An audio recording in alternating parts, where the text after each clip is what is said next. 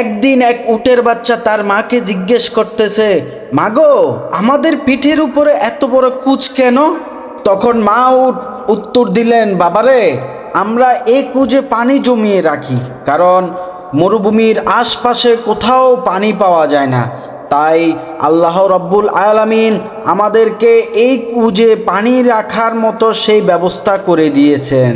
বাচ্চা উটটি তার মাকে আবার জিজ্ঞেস করলো, মাগো, আমাদের এত বড় বড় ফা কেন?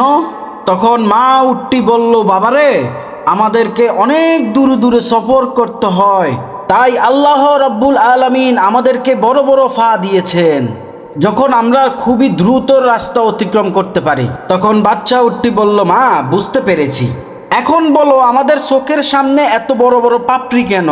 তখন সে মা উটটি বলল, বাবা, মরুভূমির মধ্যে অনেক সময় বালুর ঝড় হয়, আর সেই ঝড়ের মধ্যে যাতে আমাদের চোখটা সুরক্ষিত থাকে, এই কারণে আল্লাহ রব্বুল আলামিন আমাদের চোখের পাপড়ি এত বড় করে দিয়েছেন।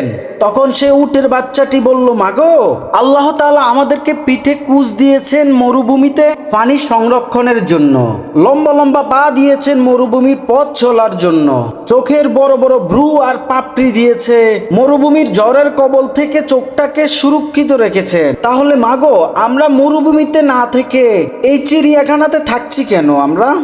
এই চিড়িয়াখানা তো আমাদের থাকার জায়গা না। প্রিয় ভাই আমার, আপনার মধ্যে যতই গুণ থাকুক না কেন, আপনি যদি সঠিক জায়গায় না থাকেন, তাহলে আপনি কখনোই আপনার প্রাপ্য মর্যাদা পাবেন না।